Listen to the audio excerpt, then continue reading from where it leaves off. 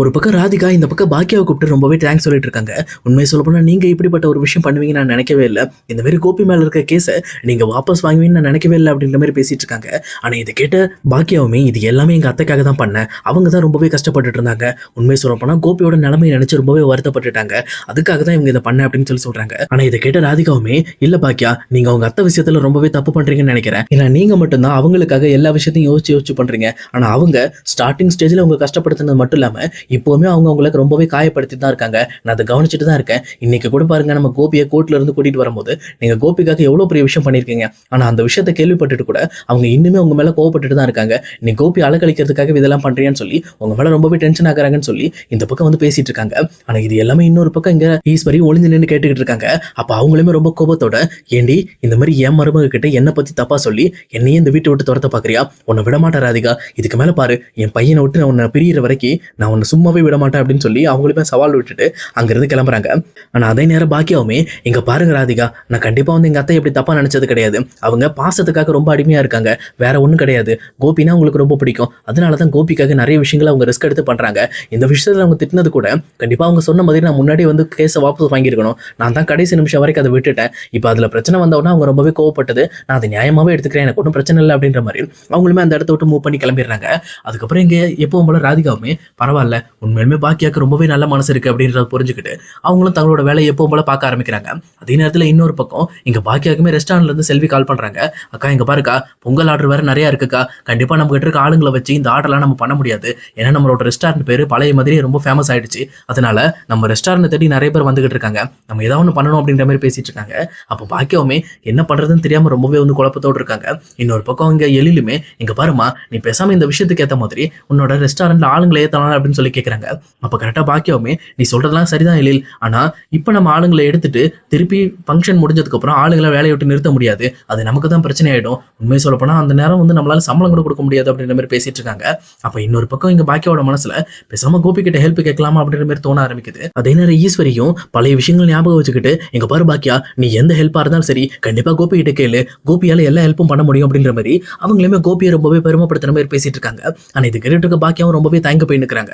அப்ப கரெக்டா பாக்கியா கிட்ட எழிலுமே, அம்மா இங்க பாருமா, நீ கண்டிப்பா இந்த விஷயத்துல இங்க அப்பா கிட்ட ஹெல்ப் கேட்பது நல்ல விஷயம்னு நினைக்கிறேன், ஏன்னா அவர்கிட்ட நிறைய ஆட்கள் இருக்காங்க, அவர்கிட்ட இருந்து வர ஆட்களை வச்சு நம்மளோட ஆர்டரை முடிச்சுக்குவோம், அதே நேரம் அவங்களுக்கு நம்ம ஒன்றும் சும்மா முடிக்க வேண்டாம், அவங்களுக்கு சேலரியும் கொடுத்துருவோம், அதே நேரத்தில் இவங்க ஆள் தர்றதுக்காக இவங்களுக்கு ஒரு கமிஷன் பெஸ்ட் கொடுத்துருவோம், நம்ம எதுக்காக இந்த மாதிரி வந்து சம்பளம் இல்லாம இது பண்ணணும், நமக்கு தவிர ஆர்டர் தான், நம்ம ரெஸ்டாரண்டோட பேரை நம்ம சம்பாதிக்கணும் அப்படின்னா இந்த இவங்க வந்து செஞ்சு கொடுக்குற ஆர்டர்ல நம்ம லாப சட்டை பார்க்க வேண்டாம் அப்படின்ற மாதிரி சொல்றாங்க.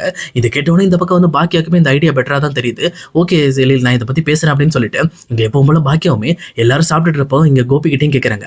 கோபி கிட்டையும், கோபி இந்த மாதிரி வந்து நான் அந்த ரெஸ்டாரண்ட்ல கொஞ்சம் பொங்கல் ஆர்டர் எனக்கு நிறைய வந்துகிட்டு இருக்கு, நீங்க ஏதாவது ஹெல்ப் பண்ணீங்கன்னா உங்களோட ரெஸ்டாரண்ட்ல இருக்க ஆளுங்க எங்களுக்கு கொஞ்சம் தேவைப்படுறாங்க, கொஞ்சம் எங்களுக்கு ஹெல்ப்புக்காக அனுப்ப முடியுமா அப்படின்னு சொல்லி கேட்கறாங்க. அதே நேரத்தில் எங்க கோபியுமே, கவலைவே படாதீங்க பாக்கியா, நான் இருக்கேன், எங்க ஆளுங்க கண்டிப்பா வந்து மொத்த பேரையும் நான் வர சொல்றேன், உங்களுக்கு தேவையான ஹெல்ப் எல்லாத்தையும் பண்ணி கொடுத்துட்டு வந்துருவாங்க, ஒன்றும் பிரச்சனை இல்லை அப்படின்ற மாதிரி பேசிட்டு இருக்காங்க. அதே நேரத்தில் ஈஸ்வரியுமே, என்ன பாக்கியா இது, கோபி கிட்ட தானே கேட்கிற, எதுக்கு தயங்கி கேட்கிற, நீ வந்து ஓப்பனாவே கேட்கலாமே, நீ கேட்டா அவன் கண்டிப்பா அவன் ரெஸ்டாரண்ட் இருக்க எல்லா ஆளுங்களும் அனுப்ப போறான், நீ எதுக்காக இப்படி வந்து தயங்குற அப்படின்ற மாதிரி பாக்கியாவும் ராதிகாவும் பேசின விஷயங்களை மனசை வச்சுட்டு இந்த பக்கம் அங்க எப்படியாவது பாக்கியாவை கோபி கிட்ட சேர்க்கணுங்கிற மாதிரியே இந்த பக்கம் ஈஸ்வரி பேசிட்டு இருக்காங்க. ஆனா இதே நேரம் இது யாருமே எதிர்பார்க்காத மாதிரி இங்க வேலைக்கு போயிட்டு இருந்த ராதிகாவுமே இந்த விஷயத்த நின்று கொஞ்சமா அவங்க பேசுறதெல்லாம் கேட்டுக்கிட்டு இருக்காங்க. அப்ப கரெக்டா ஸ்மார்ட்டா யோசிச்ச ராதிகாவுமே, எனக்கு தெரியும் கண்டிப்பா இதெல்லாம் இந்த ஈஸ்வரியோட வேலை தான், பாக்கியா இந்த மாதிரி ஒரு யோசனை ஆளே கிடையாது, அவங்க எப்பவுமே தனியாவே இண்டிவிஜுவலா எல்லா விஷயத்தையும் செய்யணும்னு நினைக்கிறாங்க, ஆனா இந்த ஈஸ்வரி தான் எப்படியாவது கோபியும் பாக்கியாவும் சேர்க்கறதுக்காக ரொம்பவே போராடிக்கிட்டு இருக்காங்க. இதுக்காகனா என்ன பழி வாங்குறதுக்காகவும் என்ன கோபி கிட்ட இருந்து பிரிக்கிறதுக்காகவும் தான் இந்த விஷயத்த நான் அசால்ட்டா விட மாட்டேன்னு சொல்லிட்டு இவங்களுமே ஒரு முடிவுக்கு வராங்க. அவங்களுமே டைரக்டா இவங்க பேசிட்டு இருக்கும்போதே உள்ள வந்து, இங்க பாருங்க பாக்கியா, கவலையே படாதீங்க, நானுமே வந்து இனிமேல் உங்க ரெஸ்டாரண்ட்டுக்கு வந்து ஹெல்ப் பண்றேன் அப்படின்ற மாதிரி சொல்றாங்க. இதை கேட்டோன்னே இந்த பக்கம் வந்து ஈஸ்வரிக்கு ரொம்பவே கோபம் வந்துருது. உடனே ராதிகாவை பார்த்து, நீ எதுக்கு என்னோட மருமக ரெஸ்டாரண்ட்டுக்கு நீ வரணும், நீ உன் வேலையை பாரு, எதுக்காக அவளுக்கு ஹெல்ப் பண்ற அப்படின்னு சொல்லி கேட்கிறப்போ, அது நீங்க பேசாதீங்க, நான் பாக்கியாட்ட தான் பேசிட்டு இருக்கேன்னு சொல்லிட்டு, இங்க பாருங்க பாக்கியா, நானுமே வந்து இனிமேல் வந்து வேலையை விட்டுட்டு தான் இந்த மாதிரி பண்ணலான் இருக்கேன், ஏன்னா எனக்குமே கோபி கூட நிறைய டைம் ஸ்பெண்ட் பண்ணணும்னு ஆசையா இருக்கு, பட் நான் என்னோட வேலையினால நான் கோபியை சரியா பார்க்க முடியல, பார்த்துக்க முடியல, அதே நேரம் அவர் கூட சரியா என்னால் பேசக்கூட முடியல, அதனால இதுக்கு மேல நான் கோபியோட ரெஸ்டாரண்ட் கூட நான் இணைஞ்சு செயல்படலான் இருக்கேன், நானும் கோபியும் சேர்ந்து தான் இனிமேல் கிளவுட் கிச்சன் நடத்த போறோம் அப்படின்ற மாதிரி சொல்றாங்க. இது கேட்டோன்னு இந்த பக்கம் ஈஸ்வரிக்கு தூக்கி போடுது, என்னடா இது, நம்ம ஒரு பிளானை போட்டா நமக்கு மேல இவ பெரிய பிளான் போட்டுட்டு இருக்கான்னு சொல்லிட்டு. அதே நேரத்துல கவலையே படாதீங்க பாக்கியா, உங்க ரெஸ்டாரண்ட்டுக்கு இந்த பக்கம் எல்லா சர்வீஸும் செய்யறதுக்காக கிளவுட் கிச்சன்ல இருந்து ஆள் வராங்கல்ல, அந்த ஆளுங்களோட ஹெட்டா நான் அங்க வருவேன் அப்படின்னு சொல்லி ராதிகாவும் வாக்கு கொடுக்குறாங்க. ஆனா இதை பார்த்துட்டு இருக்க கோபியுமே, என்னாச்சு ராதிகா, இதுக்காக நீ ரெஸ்டாரண்ட்ல வந்து கஷ்டப்படணும், நீ உன்னோட ஒர்க்கை பார்க்கலாம்ல, இந்த மாதிரியான சின்ன சின்ன வேலைகளை நான் பார்த்துக்குவேன்ல, நீ ஏன் கஷ்டப்படுற அப்படின்றாங்க. ஆனா இந்த பக்கம் ராதிகாவுமே, இல்லைங்க இதுக்கு மேல பாருங்க, நம்மளோட ரெஸ்டாரண்ட் அடுத்த வருஷம் நம்ம ஃபேமஸ் ஆகணும், பாக்கியாவோட ஹோட்டல்ல வர்ற ஆர்டர்ஸை விட நம்மளும் ஆர்டர்ஸ் அதிகமாக கொண்டு வரணும், அதுக்கு நான் தான் அந்த ஹோட்டலில் இறங்கணும் அப்படின்ற மாதிரி இந்த பக்கம் ராதிகா ஒரு முடிவோடு இருக்காங்க. இதெல்லாம் கேட்டுட்டு இருக்கிற ஈஸ்வரிக்கு ரொம்பவே கோபம் வருது. இவ இந்த ஹோட்டலை ஒழிக்கிறதுக்காக இறங்குறான்னு நினைக்கிறேன். எனக்கு தெரிஞ்ச வரைக்கும் இந்த ஹோட்டலை முன்னேற்றத்துக்காகலாம் ஒன்றும் இறங்கல.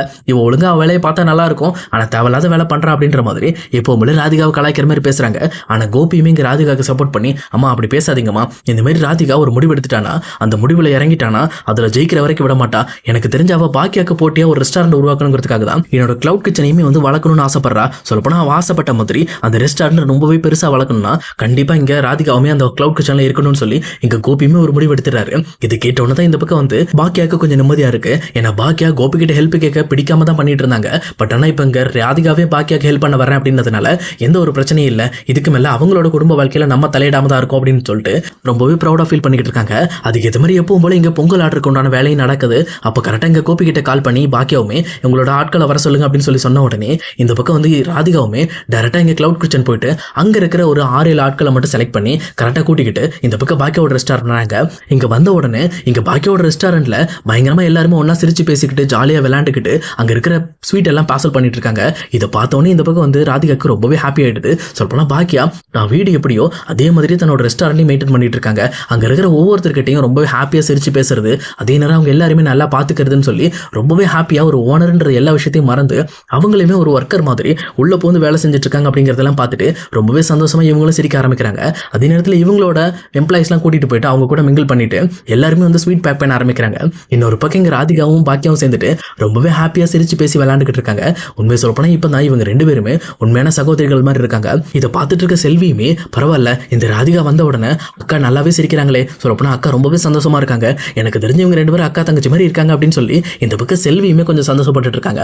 இன்னொரு பக்கம் கோபியுமே, சரி இந்த மாதிரி வீட்டில் வேலைலாம் இல்லைல்ல, நம்ம இந்த மாதிரி வந்து பாக்கியோட ரெஸ்டாரண்ட்ல என்ன வேலை இருக்கு அப்படிங்கிறத நம்ம பார்த்துட்டு வந்துடுவோம், வேலைலாம் எப்படி நடக்குது அப்படிங்கிறத நம்ம கவனிக்கலாம்னு சொல்லிட்டு அவருமே இங்கே ரெஸ்டாரண்ட் வராரு. இங்கே ரெஸ்டாரண்ட் வந்து பார்த்தோன்னே ரெஸ்டாரண்டே சும்மா கலகலகலன்னு கூட்டமாக இருக்கு. அதே நேரம் இன்னொரு பக்கம் இங்கே பாக்கியாவும் ராதிகாவும் எப்பவும் போல அவங்களோட வேலையை ஷேர் பண்ணி செஞ்சுக்கிட்டு இருக்காங்க. அதே நேரம் கோபியோட கிளவுட் கிச்சன்லேருந்து வந்த எல்லா எம்ப்ளாயிஸ்மே பொங்கலுக்கான ஸ்வீட் எல்லாம் பேக் பண்ணிக்கிட்டு இருக்காங்க. இதெல்லாம் பார்த்துட்டு இருக்க கோபி ரொம்பவே சந்தோஷப்படுறாரு. அதே நேரம் இன்னொரு பக்கம் ராதிகாவும் பாக்கியாவும் ரொம்பவே சந்தோஷமா சிரிச்சு பேசிட்டு அவங்களோட வேலையெல்லாம் பார்க்கறத பார்த்துட்டு இவருக்குமே ரொம்ப ஹாப்பியா இருக்கு. பரவாயில்ல இந்த மாதிரி ராதிகாவும் பாக்கியாவும் ஒருத்தருக்கு ஒருத்தர் புரிஞ்சுக்கிட்டு ரொம்பவே வந்து சந்தோஷமா இருக்காங்க. இதே மாதிரி தான் நம்ம வீட்லயே இருக்கணும், இந்த வீட்லயே நம்ம எல்லாரும் ஒன்னா இருந்தானா ரொம்பவே நல்லா இருக்கும் அப்படின்னு சொல்லிட்டு அவரும் ரொம்ப பாசிட்டிவா யோசிச்சுட்டு, சரி இதுக்கு மேல நம்ம இவங்களை டிஸ்டர்ப் பண்ண வேணான்ட்டு அவருமே டைரக்டா அங்க இருந்து வீட்டுக்கு கிளம்புறாரு. வீட்டுக்கு போற வழி எல்லாத்தையுமே இந்த பக்கம் பாக்கியாவும் ராதிகாவும் பேசி சிரிச்சு பார்த்துட்டு இருந்ததையும் நினைச்சு ரொம்பவே ஹாப்பியா சிரிச்சுக்கிட்டே வீட்டுக்கு போறாரு.